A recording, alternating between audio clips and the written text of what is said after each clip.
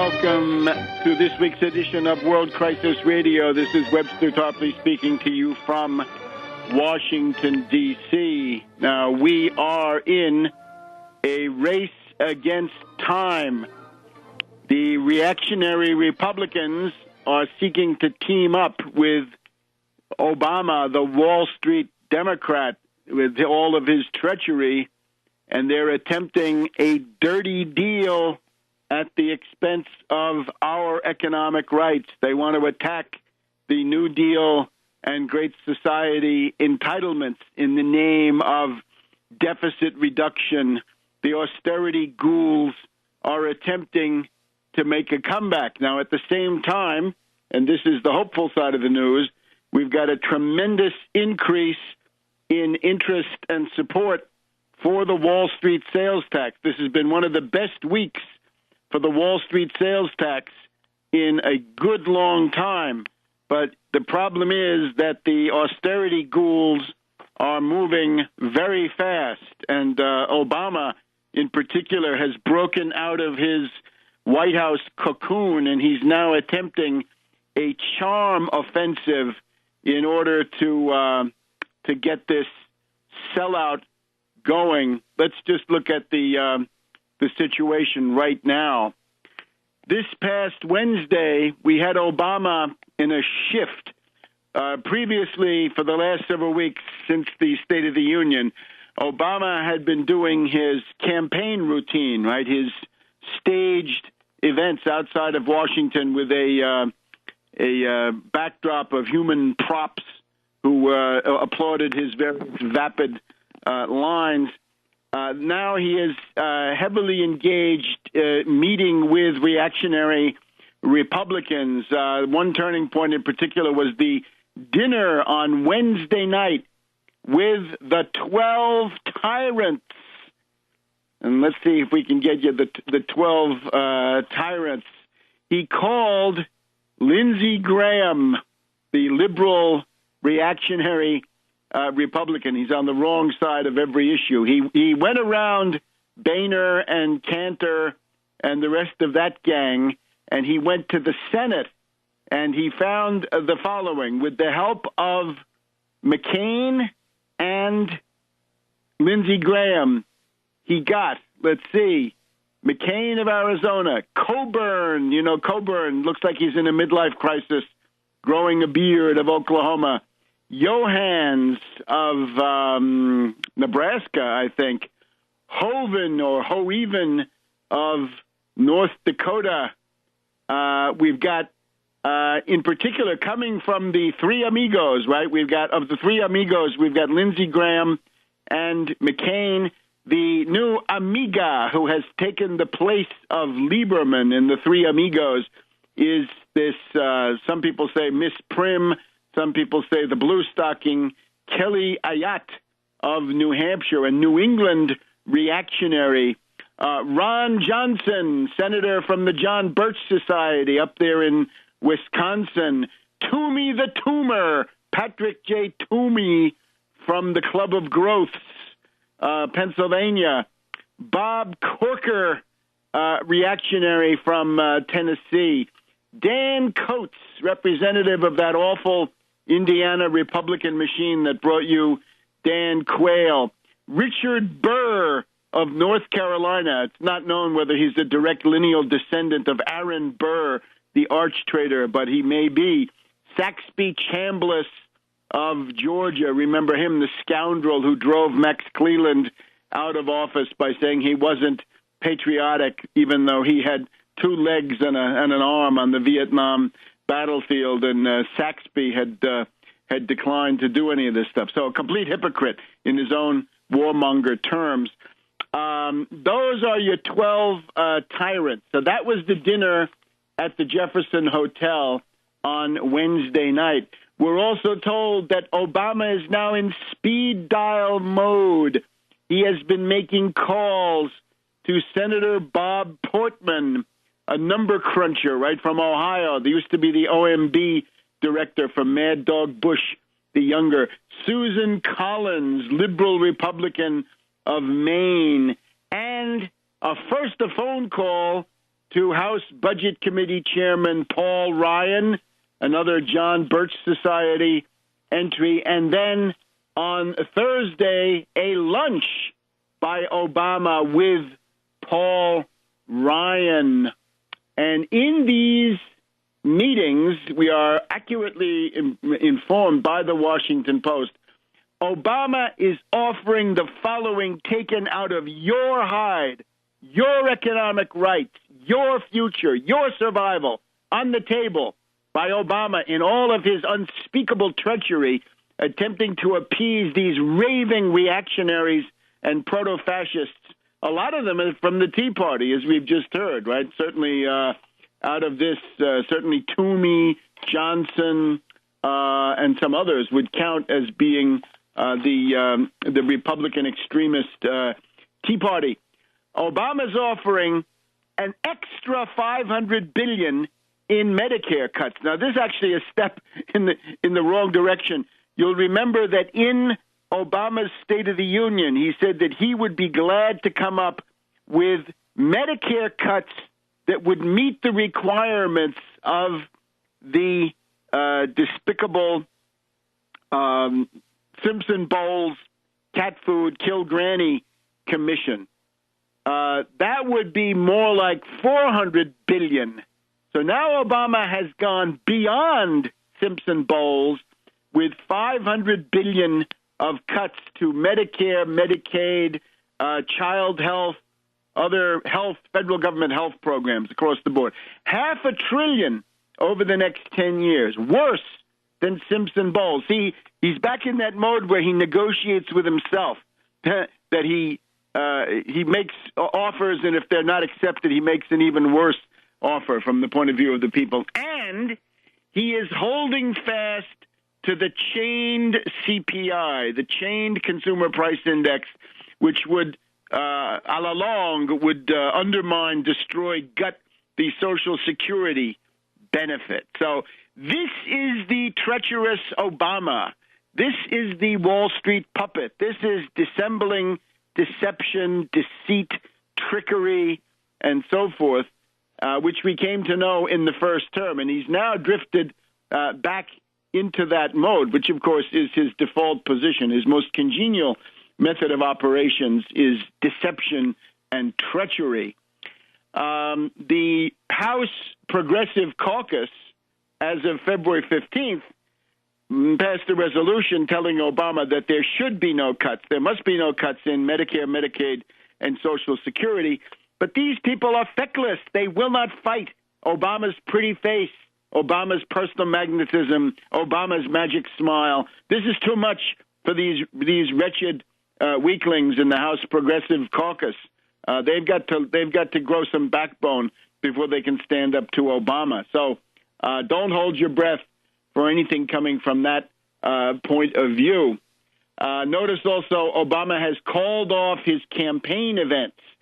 The lunch with Ryan is especially ominous because here's what's going to happen next. It's all choreographed.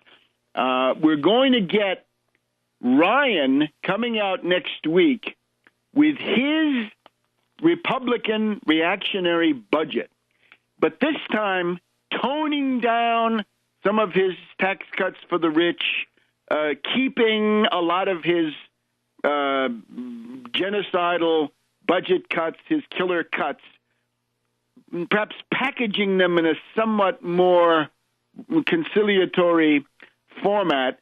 And he says he wants to balance the budget within 10 years. Now, the word from the Washington Post is inside the Beltway, when the Republicans say they want to go for a balanced budget and it looks halfway plausible, Obama will cave. Obama will cave. Obama Treachery Alert is the leading item of this week. Back in a minute on World Crisis Radio. Welcome back to our second segment here. It's the 8th of March 2013, and we're looking at new treachery coming from Obama. The dynamic is something like this. Concerning the fiscal cliff, it's thought here in the Capitol that Obama won the fiscal cliff in the sense that he forced the reactionary Republicans to do a token tax increase on their legions of greed base. And remember that what happened with that nominal income tax rate was largely a dog and pony show, because much more important for the legions of greed are the estate tax, so they can pass on their ill-gotten loot to the next generation of nepotists and parasites, and, of course, the capital gains tax. Remember, the goal was to get capital gains and carried interest, right? The emoluments of the hedge fund hyenas, all of that taxed at the same level as ordinary income. Why should people who do rip-offs in Wall Street get a better tax rate than people who go out and sweat and work and slave to get their money? Why should there be a differential in favor of the hedge fund hyena or the zombie banker? That was all wrong. And remember, the increase on the capital gains tax was a nominal 5%, perhaps with a couple of more percent if you're super rich to pay for Obamacare. That's basically a sellout. So it's thought that that Obama, at least in terms of public opinion, won the fiscal cliff. We've now had the sequester, and that's thought to be a Republican victory, the way it goes. So now it's Obama won, reactionary Republicans won, right? Wall Street Democrats, Obama in particular, won, reactionary Republicans won. Now it's time, they say, for a compromise. We know what that means. We don't want compromises. Compromises are when Obama caves to these reactionaries. And again, he's talking $500 billion worth of cuts in Medicare, Medicaid, S-CHIP, veterans benefits through the VA, and all of that. $500 billion on top of the $700 billion that he's already cut out of Medicare. We've now got reports that people in various places, especially Texas, places like this, are having a hard time finding doctors who will take Medicare. Part of it is for the last several years, 15 years practically, we've had this crazy formula that comes into play so that Congress has to pass a doc fix every year, right? They're always on the verge of draconian killer cuts in the paybacks to the people who provide the Medicare services. And if one year that doesn't go through, people who have committed themselves to Medicare are going to be bankrupt. So there's always that. We're always on the verge of the collapse of Medicare. The doc fix for this year has been passed. But Obama, essentially, his verbal posture is that he's only gouging the providers. He's gouging the doctors, the hospitals, the labs, the technicians, and everybody else. There is a limit to what you can do with that. So he wants to take that from $700 billion over 10 years to $1,200 billion, so $1.2 trillion. And again, this is worse than Simpson Bowles now. This goes beyond Simpson Bowles by my calculation. So Obama is now worse than the classic austerity ghouls, the Morgan Stanley zombie banker Bowles, and the misanthrope hater of humanity Nuremberg candidate Al Simpson. And Obama's offering them the chained CPI, the chained consumer price index, which will gouge a whole series of federal benefits, not just Social Security, but veterans benefits and other things. This is the classical let it wither on the vine, because it's an implacable, relentless series of cuts. So this has got to be stopped. And I call on the Progressive Caucus, get some gumption, people. These are impeachable offenses, if anything is. So let's take the gloves off. The only way to deal with Obama is to bash him mercilessly, and he's drifting back. It looks like we're getting to the end of a cycle. We'll remember that after Obama's bad experience in August 2011 with the Satan sandwich and the humiliation that he was forced into by Republicans who were eager to bankrupt the United States with a default, because of Obama's cowardice, his weakness, his craven refusal to invoke the 14th Amendment and shut those reactionaries and proto-fascists down, he became their punching bag, their palooka. He then had the Osawatomie, Kansas speech, where he took a verbal radical turn, a little bit of a left turn, I guess, mainly an escalation in rhetoric, nothing more, and never gave up on the grand bargain and killer cuts and genocidal austerity. It looks to me like he's now veering back after the Osawatomie year and a half. He's now back to the old Obama of unilateral concessions, preventive surrender, all of it with the fakery going on, dissembling deception, and using gun control, using gay marriage, and to some extent immigration reform to attempt to maintain left cover, even as he sells out on the most essential things. And remember, right now, the critical issues are economic. There's also issues of war and peace, where he doesn't look any better. So this is where we are headed. I'm also looking, do we see any signs of Obama fighting for the minimum wage? He paid lip service to the increase of the minimum wage from the current $7.25, I believe, up to $9 an hour. That's already a pretty meager increase, right? The minimum wage needs to go to $12 an hour immediately, and then 13, 14, and 15 in the 3 following years. That would be a serious attempt to rectify the income imbalance and poverty, above all in the United States. I don't see any effort by the administration to do anything on the minimum wage. And naturally, the hypocrisy and despicable moral qualities of the Republicans are on open display. Obama, you have to look a little bit deeper, but basically the same mentality. All right. So if you don't want this, if you don't want this rather savage attack, this cooperation with Republicans, GOP, the Gehenna of plutocrats. Remember, in the Bible, Gehenna, that place in the outer darkness where there is much wailing and gnashing of teeth, the Gehenna of plutocrats, GOP, is now calling the shots. And Obama is falling all over himself.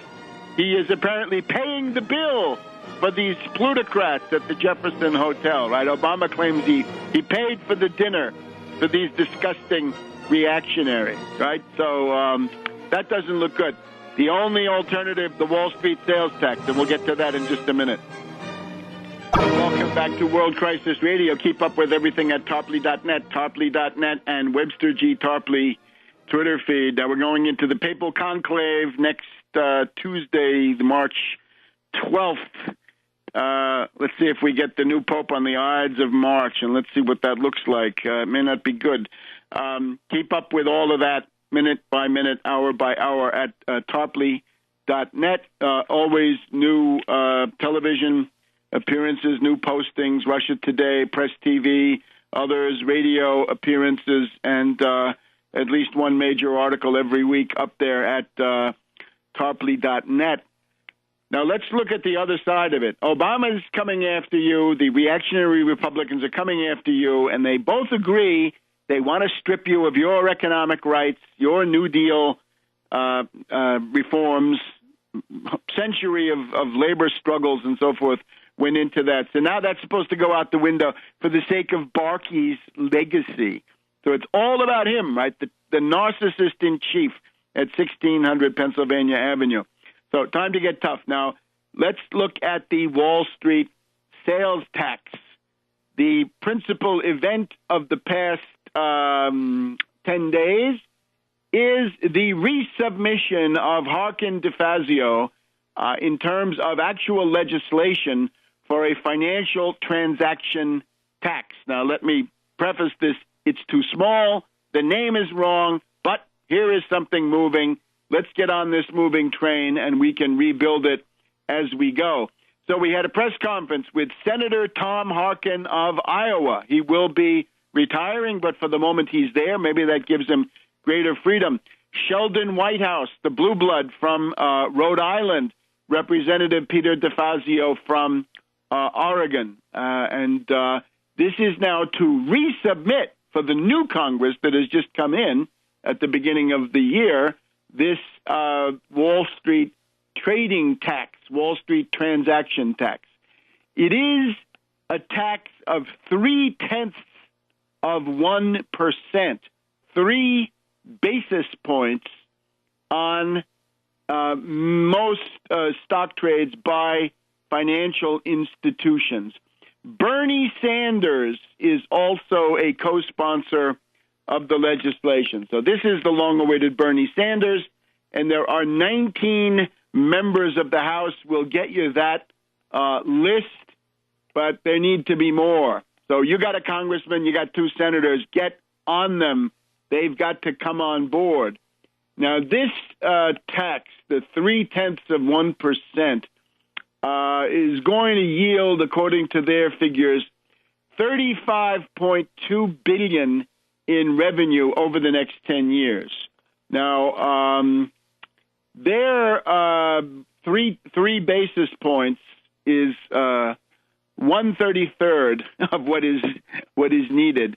So you multiply this by 33, and you get an approximate line on the revenue, and it's something like 1.17, 1.18 trillion per year, not over 10 years. If it's 35 billion a year under their very limited tax, the full-fledged minimum Wall Street sales tax, 1%, would get you 33 times as much.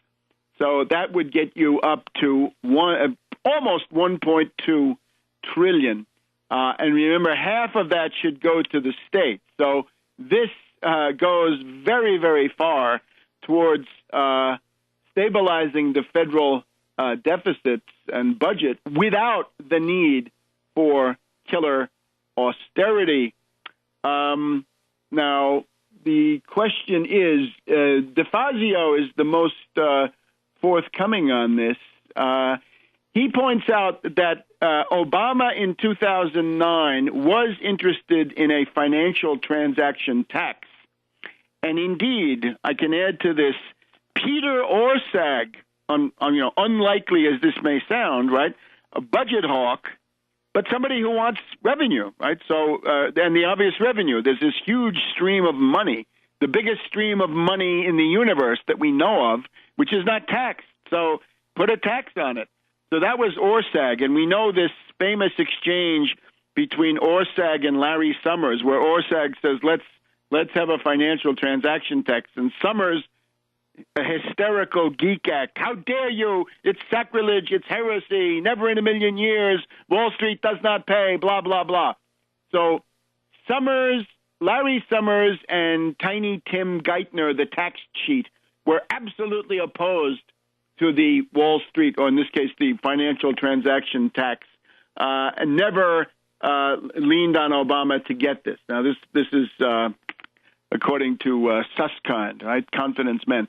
So DeFazio celebrates that both Summers and Geithner are now gone, and he looks at Jack Lew, the Secretary of the Treasury now, or soon to be, and in written answers to the Senate during the confirmation hearings, Lew is against it, but Harkin says in private discussions, Lew is more open.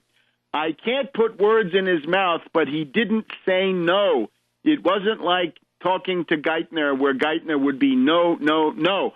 He was basically open to looking at it and engaging on further discussions on it. That's the difference between Geithner, who's gone, and Lew, who is now going to be in power.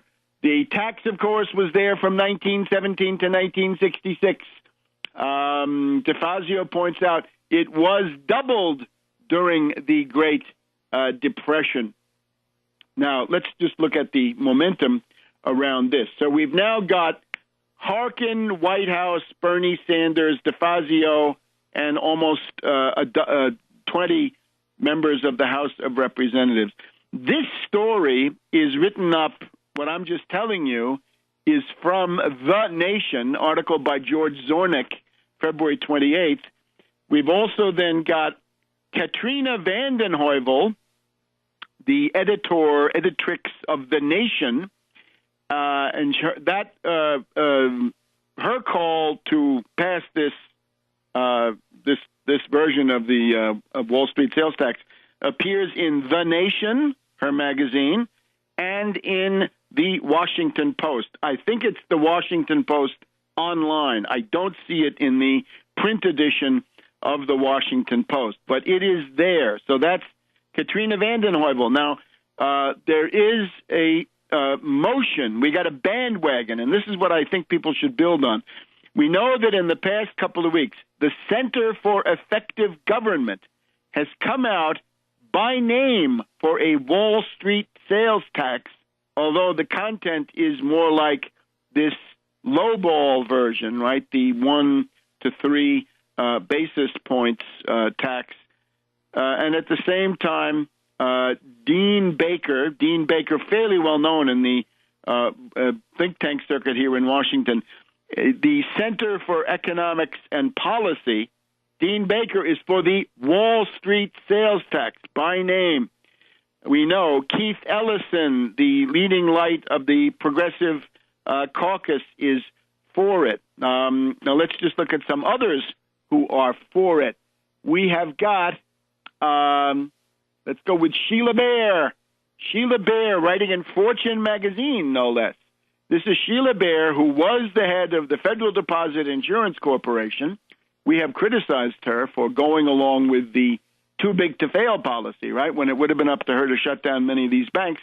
But she can now work for redemption. And her points, this is an article going back to the end of last year. Fortune, November 19th, 2012, just come to our attention. She's for the Wall Street sales tax. And we'll tell you the details in just a moment here on World Crisis Radio. Welcome back to World Crisis Radio. It is once again Friday, March 8th, and we are talking the Wall Street sales tax, the bandwagon which is now growing. And again, it comes out of the fact that at the end of February, we had Harkin, White House, and DeFazio in the Capitol resubmitting the financial transaction tax. It's too small. It's got the wrong name, but it is the vehicle. It is the wedge. It's the foot in the door. It's the crack in the stone wall of the finance oligarchs. It's an idea whose time has come, as I've always said. Now let's look at Sheila Bair, struggling to redeem herself after her malfeasance and nonfeasance on the issue of the too big to fail zombie banks. She has an article back here in Fortune magazine website, 4 ways Wall Street can ante up for fiscal health. And she does, interestingly, say that it's time to end the preferential treatment of capital gains and dividends. That should all be taxed at the same level as wages. Why should they get a better deal just because they're clipping coupons and not getting up and going to work in the morning? But the one that interests us most in terms of transforming the system, impose a financial transaction tax. Developed nations in Europe and elsewhere are moving forward with fees on financial transactions. Now, again, don't be fooled. It's not when you take money out of your own bank account. It's got to be when the ownership changes, when stocks, derivatives, bonds go from one owner to another. So that's one of the reasons these names are wrong. However, she's got 11 European nations are planning to assess a fee of 10 cents on every $100 transacted. Harkin wants 3 cents per $100. So the idea here is Main Street households would not be hit, but the tax would penalize those who destabilize our markets with rapid-fire trading while rewarding, or at least not punishing, those who invest for the long term. And she thinks that a 3-cent fee would raise $350 billion over 10 years. A 10-cent fee would raise about $1 trillion. And naturally, what I'm recommending, 10 times that, a $1 fee, 1%, would raise 10 trillion and more over 10 years. So $1 trillion a year. We want $1 trillion a year, because with that we can stabilize the federal budget, and above all, we can rehire the workers that have been fired, especially at the state and local level. So that's Sheila Bair. Now let's look even further. Who else do we have? Let's go to Robert Reich. Robert Reich is on board. This is an influential person, right? Along with Krugman, this is one of the people, one of the few economists who can get on television whenever he wants to. Let's see if Krugman is going to go on MSNBC and talk about this Wall Street sales tax, because that's what he should do. So here's his column, Monday, March 4th. What Obama should do now. What should the president do? He says, push to repeal the sequester. You can repeal the sequester under reconciliation. You don't need to break a filibuster. As long as it's the next year's budget, you can do it with a simple majority. You can do it in the Senate with 51 votes. The Democrats, if they don't have 51 votes, they're more pathetic than I thought. So if you get the Senate to cave and just cancel the whole damn sequester, forget about it, remove it, then go ahead and isolate Boehner and the Tea Party lunatic fascists and crush them then after that. Now, that's a little bit stronger than what Reich says, but it's sort of the idea. So he then wants to have Build America's Future Act, and included in the bill would be a small tax. He's again at 0.1%. That's 10 times too small. It should be 1%, Bob, but he wants 0.1% on financial transactions. So that would be his. That's a key element of his. He has some other things, right? He wants you to cut military spending, and that can be done, but it's got to be done gradually with reconversion involved. Concerning the revenue from the 0.1% tax that he sees, half the revenue would be used for deficit reduction, the other half for investments in our future through education and so forth. So that's Robert Reich. And Katrina vanden Heuvel, as I say, in The Nation and The Washington Post, essentially reporting on Harkin DeFazio, the fact that this is going. Now, remember, we do have already the Progressive Caucus is on board. The AFL-CIO is for it. The UAW is for it. We've had articles appealing in the Daily Cost, the Huffington Post, Fire Dog Lake. They're all for it. And Krugman is for it. Krugman downplays the significance, which I think some of these others do also. But Krugman is for it. So here is the thing that I strongly recommend. It's time to engage economists in a dialogue. Think of economists, and it's time to talk to them about two things. The first, the leading edge, is what we've just been saying. It's time for a Wall Street sales tax.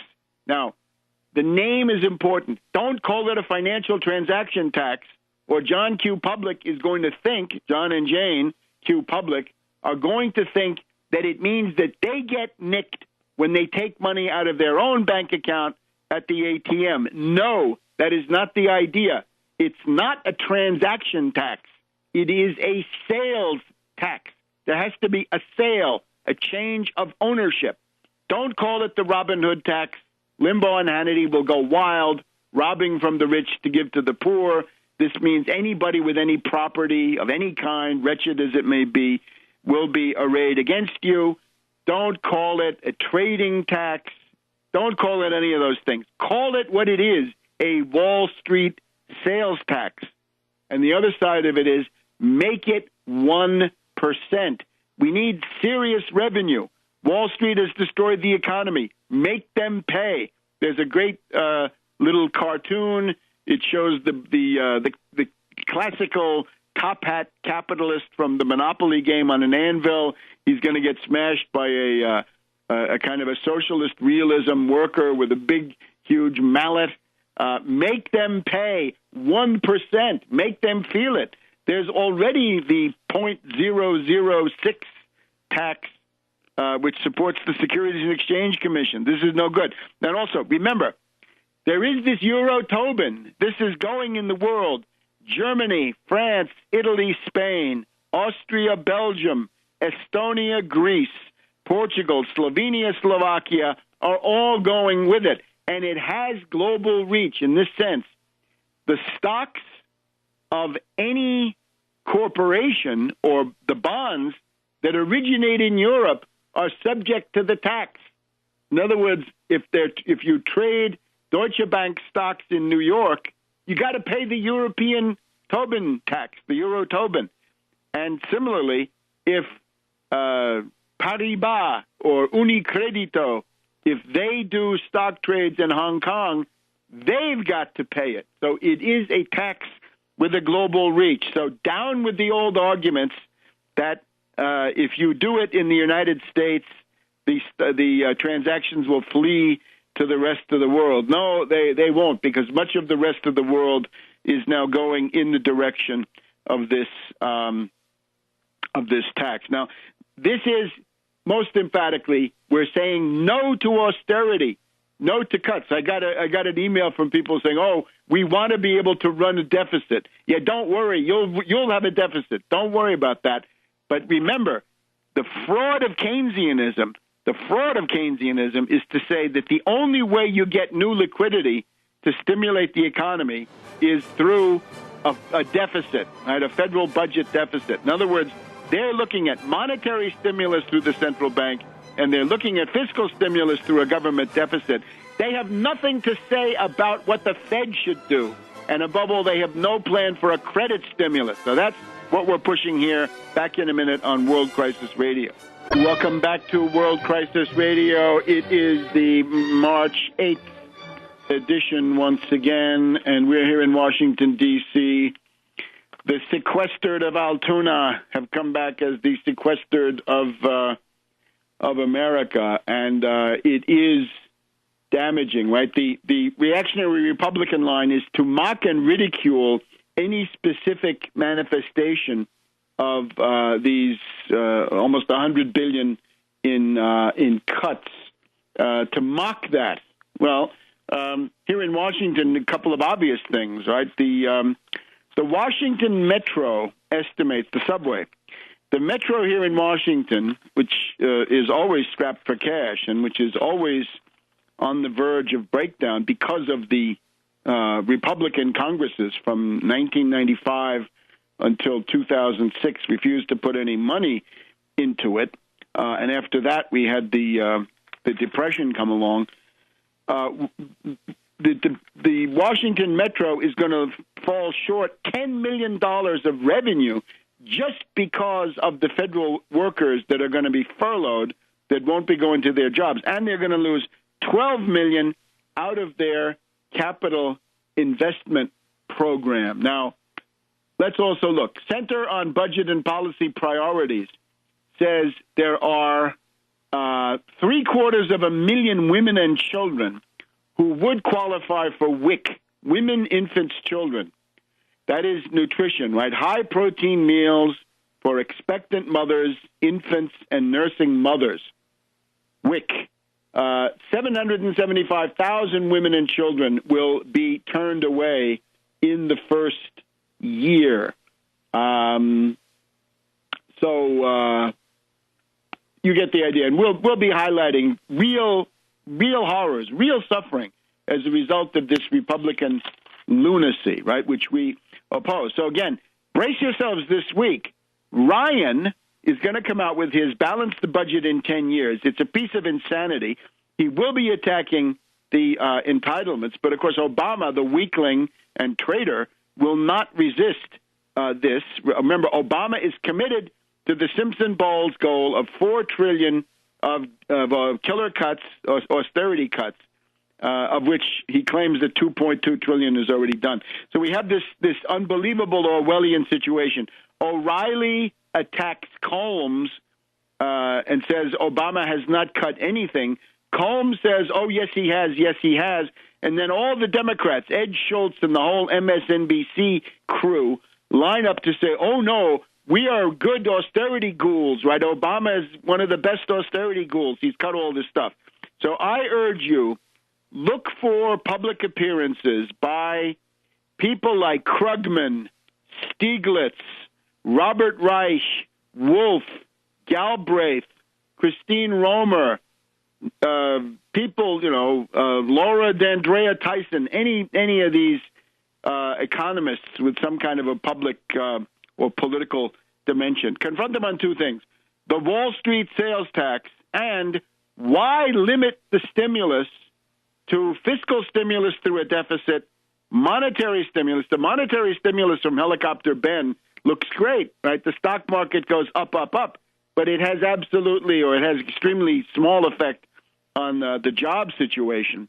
Why limit the stimulus to fiscal and monetary? What about a credit stimulus? That's the several trillion, $2 to $3 trillion right off the bat to rebuild national infrastructure. So that's what I recommend. A mobilization to confront the economics profession with their failing and to try to mobilize them, right? Because it's not hostile. It's to try to get them going as a key part of boxing in Obama, try to box him in between the progressives in the House, some similar people like Harkin and White House and Bernie in the Senate, the economics profession, and some kind of a mass movement. Again, most obviously, on the 20th of January, go to my website, take a look, great pictures. When we brought that to the mall at Smithsonian Castle with these this huge poster, 1% Wall Street sales tax now. All right, now let's go to the other aspect of the Obama administration, the foreign policy. This does not look good. We have John Forbes Kerry of Skull and Bones, and we have to bear in mind the horrendous heritage of Skull and Bones, right? Prescott Bush of Skull and Bones financed Hitler, armed Hitler. Harriman, same thing. McGeorge Bundy, William Bundy, of the Bundy family, right? We know that Kerry had a Bundy roommate. They are the ones who brought you the Vietnam War. So now what is John Forbes Kerry going to do? Member of this Freemasonic death cult called Skull and Bones. And, of course, he's also a weakling, right? He's also a flip-flopper. So he's now been on this tour of, almost a dozen countries, and he's gotten beaten up. Saud el-Faisal, not Yale 66, but Princeton 66, Saud el-Faisal beat him up saying, look, we don't care whether these Syrian rebels are terrorists or not. We want to give them the most modern weapons. And the same thing from Foreign Minister Thani of Qatar or Gutter, telling him we want to arm those rebels. So that's his peer group, by the way. Those are the people that he values. So sure enough, the Obama regime is inching towards some greater adventure vis-a-vis Syria. And it goes along, of course, with perfide Albion. They're never far away. Haig, the British Foreign Secretary, is pressing for direct arms shipments. And the only thing that stopped Haig this past week was a European Union cold feet decision saying, we don't want to go quite that far, right? We'd like not to be the ones who get blamed when these crazies shoot down a commercial airliner or something like this. So this does not look good. And, of course, Khatib, the executive from Royal Dutch Shell, telling Kerry that the U.S. aid is not enough. He wants more. Now, a smart way to do this is to say, you American taxpayer, you American in general, man in the street, you little people of America, you're getting slammed with sequester, and the terrorist controller Khatib of Royal Dutch Shell wants more money for his Al-Qaeda, al-Nusra gang, they're not happy with the service, right? It's not enough. Make it snappy. Bring on the money because they want those Stingers and those other missiles. So remember now, this is very real. The tendency of the second-term president is to go wild, right? Clinton lost his way into Bosnia. He didn't pay a very heavy price. But LBJ, his second term, in effect, right, when he was reelected or elected, but in the second term, that's when the Vietnam escalation occurred, 65, 66, and so on down the line. So Obama is really in danger of this stuff if he doesn't turn back. And it looks like the influence of Kerry has been what you'd expect from a skull and bones adept. Now, the Syrian rebels have shown what they're made of. The Syrian rebels have kidnapped and are holding as hostage a whole bunch of United Nations observers. There's a whole bunch of Filipinos working for the United Nations from the Philippines, working for the United Nations in Syria. The death squads, the killers, Nusra, these people have taken them hostage, and they're holding them. And it's always interesting to see the media, right, National Public Radio this morning, bending over backwards to treat them with kid gloves.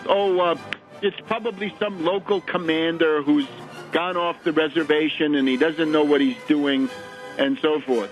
And, of course, Anhar Kochneva, friend of the broadcast, Anhar Kochneva, also continues to be held by these death squads. More about that in a minute.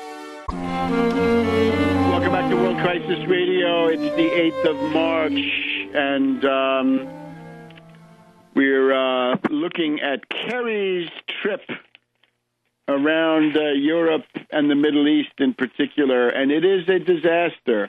It's got skull and bones written all over it, right? Kowtowing to these reactionary, feudal monarchs who, of course, his friends, right? The kind of people that he likes, right? Saud al-Faisal, the Thanis, bad news. So it was a trip through about a dozen countries. Now, already by Wednesday, Washington Post headline: Syria rebels may get direct U.S. aid. Help would not include weapons, but it would include armored vehicles, tanks. A tank without a gun, you provide the gun or the missile launcher. You get the idea. A growing hysteria, too, about Syria, I think, from the ruling circles. Assad, on the other hand, self-assured interview with the London Times last week. Another self-assured interview. The Russian Foreign Ministry says they see Assad digging in for the long haul. So the West is stuck with terrorists. Now, I want to make another special plea. Anhar Kochneva, Ukrainian journalist working in Damascus and Homs and Aleppo, kidnapped last October. Anhar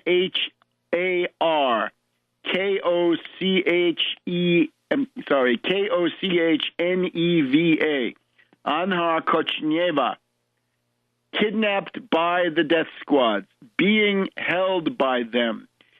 Some people, and I hope a number in our audience, sent communications to the State Department back during the Hillary Clinton era. It's time to do that again now because we're now in the John Kerry era. And if you did it during the Sarkozy regime, now we have Fabius. Time to send it in again. And that guy, Sant'Agata at the Farnesina, and the German Foreign Ministry with Westerwelle. All of these characters need to hear that it's not just the 20 Filipinos that are being held, but it's also a group of international journalists, of which we're concerned in particular about Anhar Kochneva. So get the heat. The bureaucratic blowtorch goes on the foreign ministries of the main NATO countries that are responsible for this, and others as you think possible. If your congressman or senator is prominent on the foreign relations or international affairs committees, then raise that issue with them, because nothing points up the real essence of these death squads, nothing more than the fact that they take international hostages, and that makes them terrorists. And people, this is the medium to long-term thing, is the Watergate potential for this is that public officials like Kerry or Susan Rice or Hillary Clinton, who insist systematically, stubbornly, incorrigibly, they want to support these terrorists, and nothing changes their view. Not when their own department says Nusra is Al-Qaeda, not when they take these UN monitors as hostages.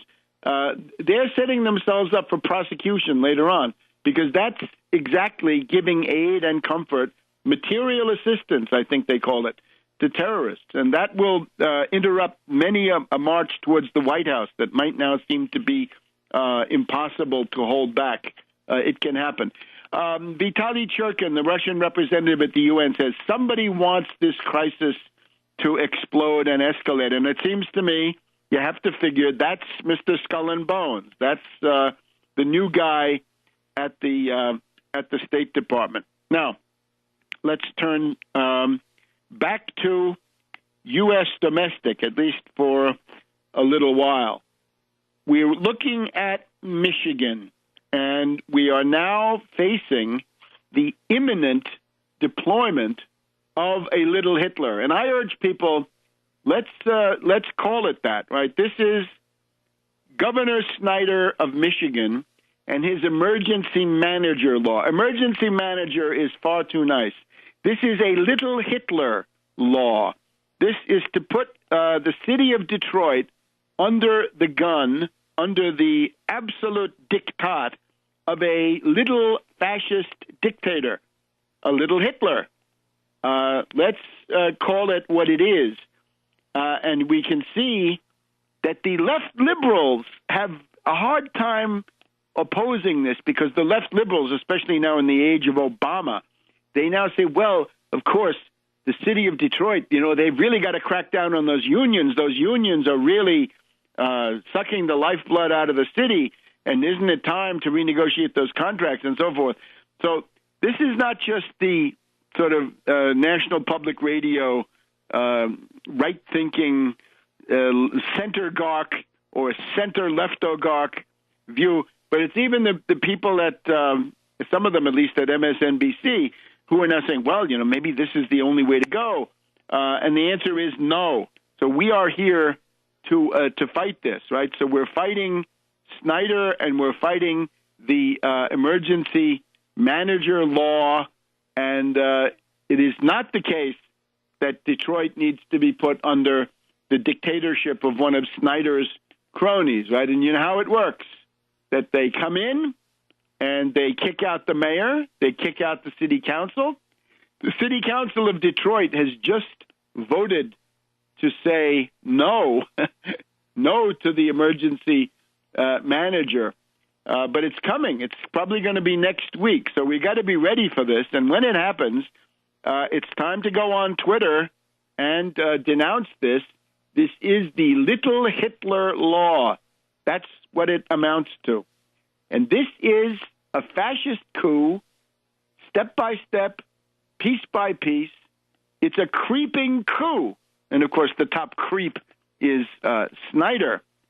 And, again, what was the prelude to Hitler's seizure of power, January 1933?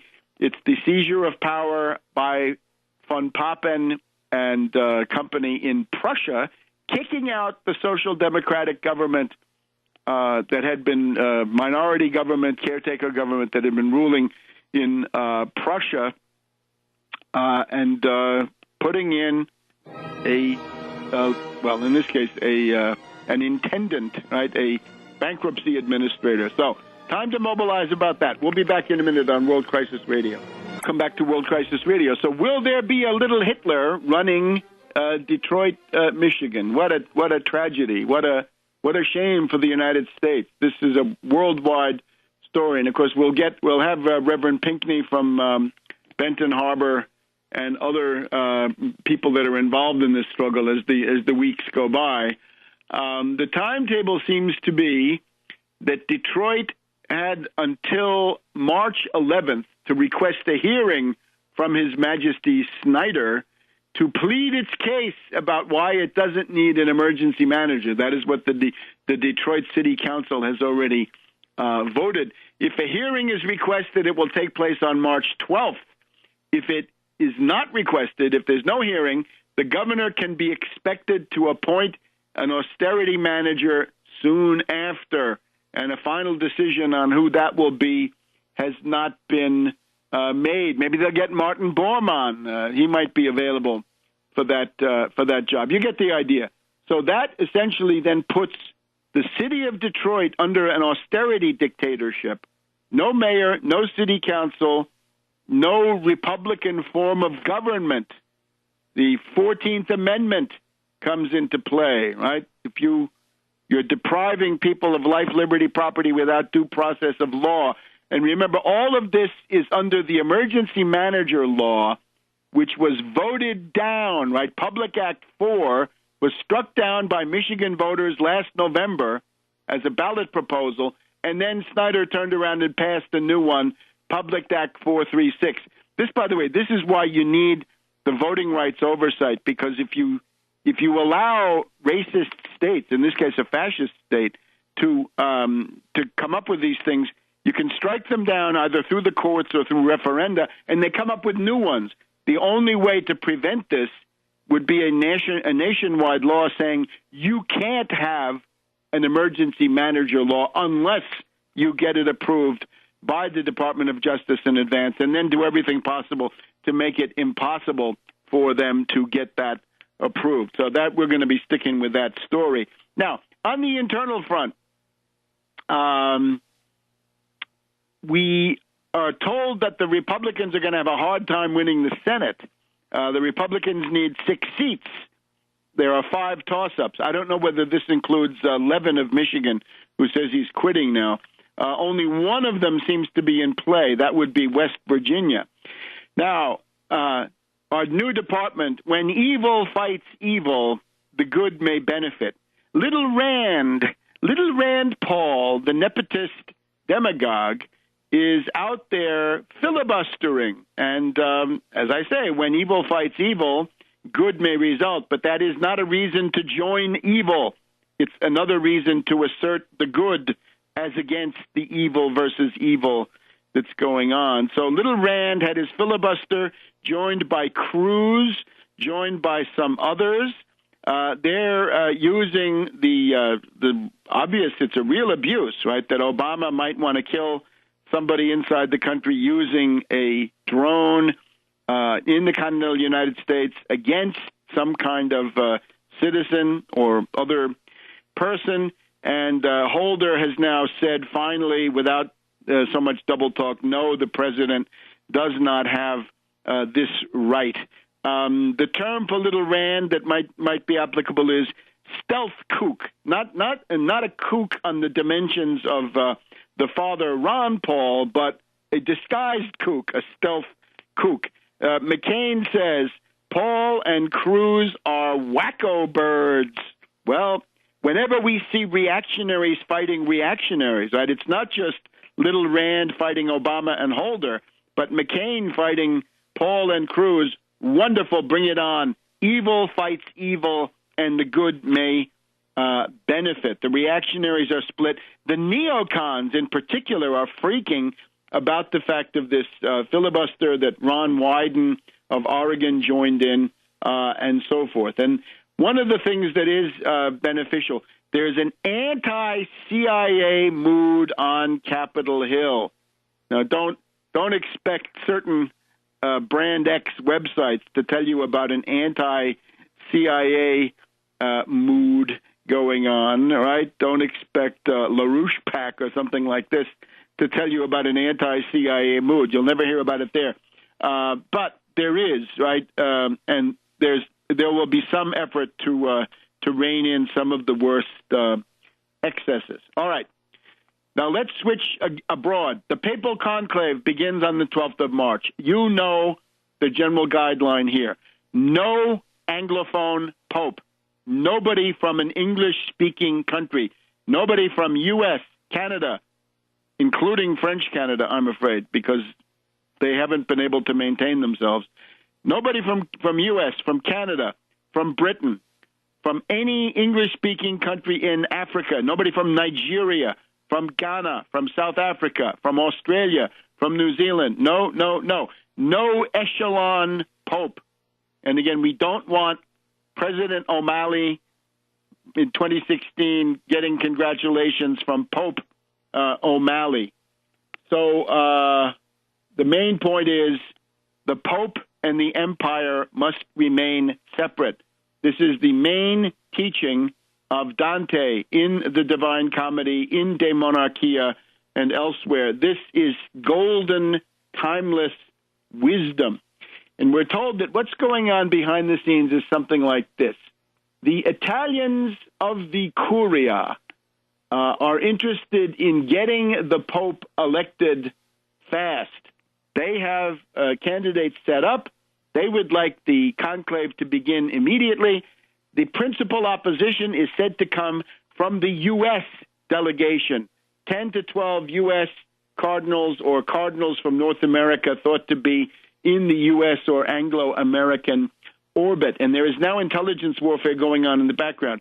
As I said before, Cardinal Keith O'Brien of Scotland, the senior cardinal of the United Kingdom, ousted because of his hanky-panky with other priests. That would seem to be a torpedo sent by the Curia. The Italians look like they would be happy with somebody like Leonardo Sandri of Argentina. I think that would be fine. So a Francophone African, okay. A Latin American, okay. An Italian, okay. But the big thing is not somebody from the Anglo-American Empire. And the point of this is you want a papacy that will be able to oppose the empire in the two main things. One is fight genocidal austerity. It violates the social doctrine of the church. It violates the social gospel. It violates the principle of charity. Faith, hope, and charity, and the greatest of these is charity. The IMF, the European Central Bank, the European Commission, the Federal Reserve, and all the rest of it, Wall Street, the City of London, they violate Christian charity. They have to be fought. This is principle. And on war, you've got to oppose the constant racist, Islamophobic stuff that's going on. You got to have an ecumenical principle going. You got to be looking for that common ground of Muslim social solidarity, Confucian benevolence, and Christian charity, which could lead the world out of the crisis. So you got to be anti-war. You've got to be anti-austerity. And the stuff about individual sexual morality should be pushed into the background. They'll always tell you the magisterium remains the same over millennia, but the emphasis within it changes. So it's time to de-emphasize the stuff about personal behavior in the sexual or reproductive sphere, stuff that came to the fore, after all, under Mussolini, Franco, Pétain, Salazar, and the rest of them, and now switch back to something that looks more like Paul VI and Populorum Progressio. And we'll be back in a minute. Welcome back to World Crisis Radio. So lots and lots of mud being slung. There is this group called SNAP. It is the Society of People who have been abused, right? The Survivors Network of those abused by priests, and they have their list of the dirty dozen cardinals. You can find this on the internet. The dirty dozen seem to include many of the papabili that have been at least publicly identified. Normally with a group like this, you got to figure they're maneuvered by somebody, right? They're being used as a tool of some faction or other, but they mainly seem to attack the principal Anglo-American faction people, plus a certain number of people in the Curia, but they go after Cardinal from Canada, Ghana, Australia, United States. I think it hits them a bit harder, although it also hits a couple of people from the Curia and some from Latin America. Anyway, watch out for this stuff.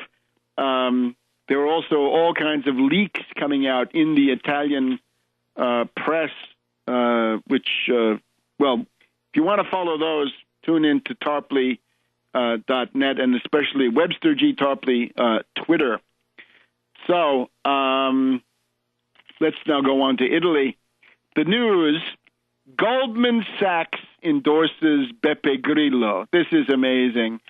Goldman Sachs loves Grillo. If you had any doubts, they should be gone. Goldman Sachs says Grillo is actually a good thing. Now, it's not just Goldman Sachs alone. The week before, Mediobanca, the heritage of the infamous Enrico Cuccia, the great tradition, Mattioli of the Banca Commerciale Italiana, then Enrico Cuccia of Mediobanca, and now Goldman Sachs. These are bankers who run anarchists. Remember, the cult of Apollo runs the cult of Dionysios. And with Beppe Grillo, you have the cult of Dionysios. You got to scratch behind that, you'll find the cult of Apollo.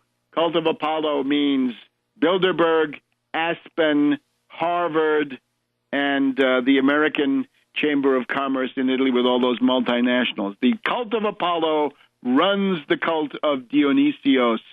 That is the lesson of the ancient world. It does not change. Now, this is Jim Allen.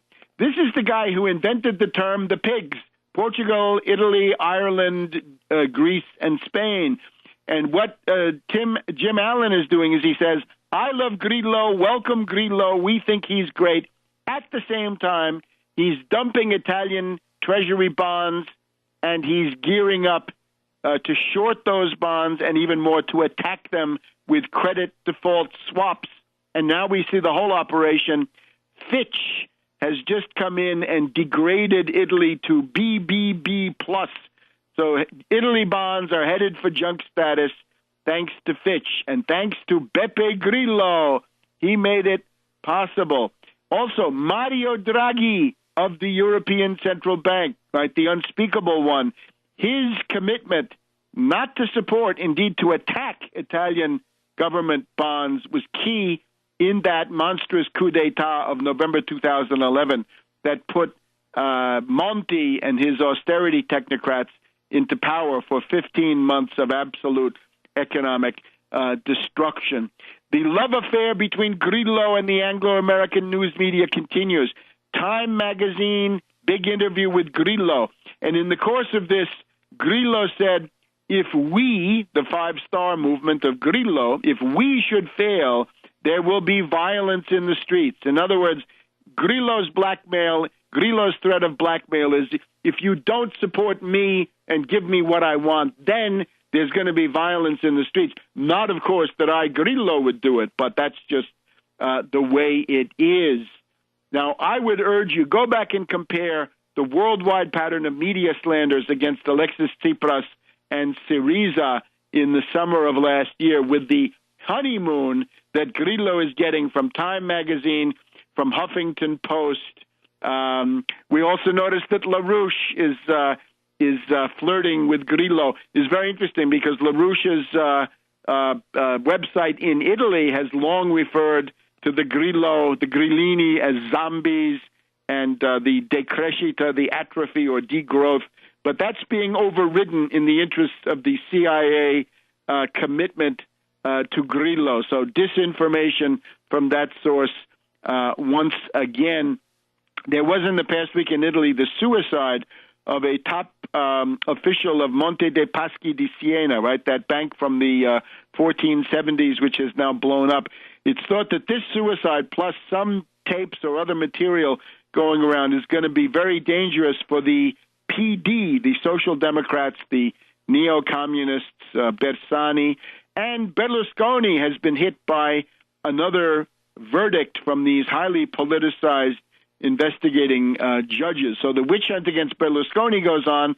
The possible scandal material against the Social Democrats increases. So the whole pattern is to give more power to Grillo. Now, we've also had the first meeting of Grillo's parliamentary groups, right, the Chamber of Deputies and the Senate, and I'm afraid these people are pathetic novices, right? They're at the level of come out and say, hi, I'm Giuseppe, and I'm a vegetarian from Novara, and I've been leaving the Roman Catholic Church and God knows what. So we're at the level practically of a high school yearbook in terms of naivete. But remember, as Robert Walpole said, every person has his price. And I'm sure that some of these grillini will find that when it comes to electing the president of the Republic in not that many weeks, there will be people willing to pay quite a price for those votes. Bersani had said he wanted to scout the grillini, and we have the petition of Viola Tesi, who wants to have an ice cream shop. She wants a coalition government of Grillo with the PD, with the Bersani Social Democrats. The other thing that comes to the fore, the extremely oppressive internal party dictatorship by Grillo. This is now degrading. This is a scandal. You can't give an interview. Grillo declared that none of the newly elected senators and representatives are allowed to give their own interviews to the mass media. They're not allowed to go on television. In other words, it's a mass movement, if you will, that flees from any debate. No contradictions allowed. Nothing that might shake the belief structure of these pathetic members of parliament that he's got. So this is a bunch of sheep, frankly, looking for direction. And up to now, that's been coming from Grillo and, of course, Casaleggio. Casaleggio, often called Casa Loggia, Loggia meaning the lodge, as in P2 Lodge, or maybe in this case it's the P3 Lodge. But coming from this utopian world of information science at Olivetti and Pirelli and other Italian private companies, this is a very, very toxic mixture. So the only hope here is that between the pathos of these new members of parliament and the backlash against the internal party dictatorship, the really, really degrading, embarrassing, humiliating things that Grillo does to his, not even rank and file, but his parliamentary factions, that some early split will occur that will break up this movement because it does not have cohesion. And that, I think, is the story. And whether there's going to be a government soon, because the goal of this is supposed to be to form a government, Grillo has now rejected all possible alternatives to form a government.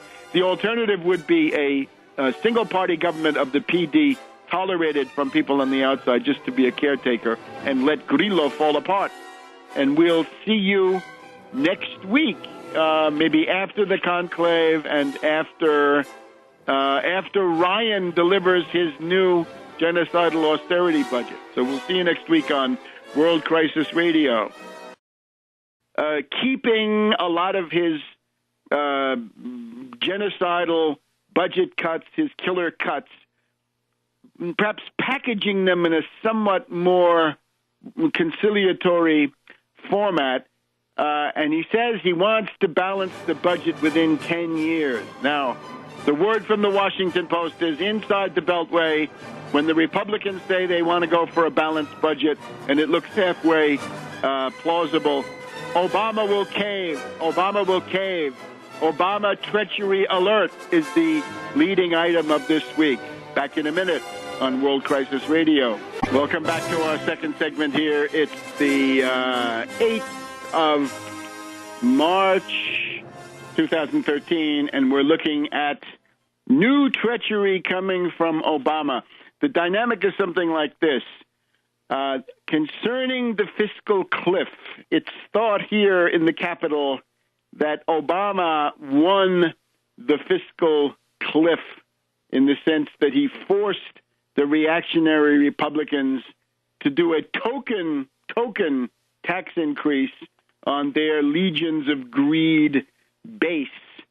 And remember that what happened with that nominal income tax rate was largely a dog and pony show, because much more important for the legions of greed are the estate tax, so they can pass on their ill-gotten loot to the next generation of nepotists and parasites, and, of course, the capital gains tax. Remember, the goal was to get capital gains and carried interest, right? The emoluments of the hedge fund hyenas, all of that taxed at the same level as ordinary income. Why should people who do rip-offs in Wall Street get a better tax rate than people who go out and sweat and work and slave to get their money? Why should there be a differential in favor of the hedge fund hyena or the zombie banker? Welcome to this week's edition of World Crisis Radio. This is Webster Tarpley speaking to you from Washington, D.C. Now, we are in a race against time. The reactionary Republicans are seeking to team up with Obama, the Wall Street Democrat, with all of his treachery, and they're attempting a dirty deal at the expense of our economic rights. They want to attack the New Deal and Great Society entitlements in the name of deficit reduction. The austerity ghouls are attempting to make a comeback. Now, at the same time, and this is the hopeful side of the news, we've got a tremendous increase in interest and support for the Wall Street sales tax. This has been one of the best weeks for the Wall Street sales tax in a good long time. But the problem is that the austerity ghouls are moving very fast, and Obama, in particular, has broken out of his White House cocoon, and he's now attempting a charm offensive in order to get this sellout going. Let's just look at the situation right now. This past Wednesday, we had Obama in a shift. Previously, for the last several weeks since the State of the Union, Obama had been doing his campaign routine, right? His staged events outside of Washington with a backdrop of human props who applauded his very vapid lines. Now he is heavily engaged meeting with reactionary Republicans. One turning point in particular was the dinner on Wednesday night with the 12 tyrants. And let's see if we can get you. Those are your 12 tyrants. So that was the dinner at the Jefferson Hotel on Wednesday night. We're also told that Obama is now in speed dial mode. He has been making calls to Senator Bob Portman, a number cruncher, right, from Ohio. They used to be the OMB director for Mad Dog Bush the Younger. Susan Collins, liberal Republican of Maine.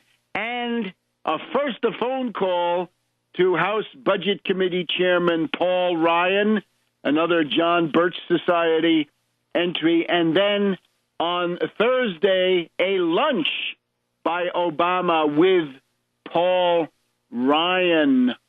And in these meetings, we are accurately informed by the Washington Post, Obama is offering the following taken out of your hide, your economic rights, your future, your survival on the table by Obama in all of his unspeakable treachery, attempting to appease these raving reactionaries and proto-fascists.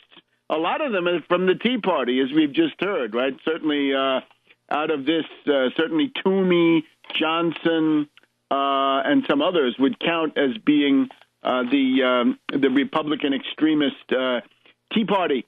Obama's offering an extra $500 billion in Medicare cuts. Now, this is actually a step in the wrong direction.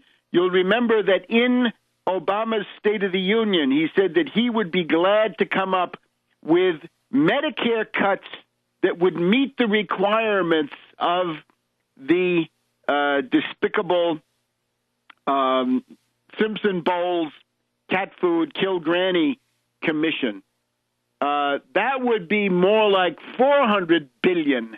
So now Obama has gone beyond Simpson-Bowles with $500 billion of cuts to Medicare, the 12 tyrants. He called Lindsey Graham, the liberal reactionary Republican. He's on the wrong side of every issue. He went around Boehner and Cantor and the rest of that gang, and he went to the Senate, and he found the following. With the help of McCain and Lindsey Graham, he got, let's see, McCain of Arizona, Coburn, Coburn looks like he's in a midlife crisis, growing a beard, of Oklahoma, Johans of Nebraska, I think, Hoeven or Hoeven of North Dakota. We've got, in particular, coming from the Three Amigos, right? Of the Three Amigos, we've got Lindsey Graham and McCain. The new amiga who has taken the place of Lieberman in the Three Amigos is this, some people say Miss Prim, some people say the blue stocking, Kelly Ayotte of New Hampshire, a New England reactionary. Ron Johnson, senator from the John Birch Society up there in Wisconsin. Toomey the Toomer, Patrick J. Toomey from the Club of Growths, Pennsylvania. Bob Corker, reactionary from Tennessee. Dan Coates, representative of that awful Indiana Republican machine that brought you Dan Quayle. Richard Burr of North Carolina. It's not known whether he's a direct lineal descendant of Aaron Burr, the arch traitor, but he may be. Saxby Chambliss of Georgia. Remember him, the scoundrel who drove Max Cleland out of office by saying he wasn't patriotic, even though he had two legs and an arm on the Vietnam battlefield, and Saxby had declined to do any of this stuff. So a complete hypocrite in his own warmonger terms. Medicaid, child health, other health, federal government health programs across the board. $500 billion over the next 10 years. Worse than Simpson-Bowles. See, he's back in that mode where he negotiates with himself, that he makes offers, and if they're not accepted, he makes an even worse offer from the point of view of the people. And he is holding fast to the chained CPI, the chained Consumer Price Index, which would, a la longue, would undermine, destroy, gut the Social Security benefit. So this is the treacherous Obama. This is the Wall Street puppet. This is dissembling deception, deceit, trickery, and so forth, which we came to know in the first term. And he's now drifted back into that mode, which, of course, is his default position. His most congenial method of operations is deception and treachery. The House Progressive Caucus, as of February 15th, passed a resolution telling Obama that there should be no cuts. There must be no cuts in Medicare, Medicaid, and Social Security. But these people are feckless. They will not fight Obama's pretty face, Obama's personal magnetism, Obama's magic smile. This is too much for these wretched weaklings in the House Progressive Caucus. They've got to grow some backbone before they can stand up to Obama. So don't hold your breath for anything coming from that point of view. Notice also Obama has called off his campaign events. The lunch with Ryan is especially ominous because here's what's going to happen next. It's all choreographed.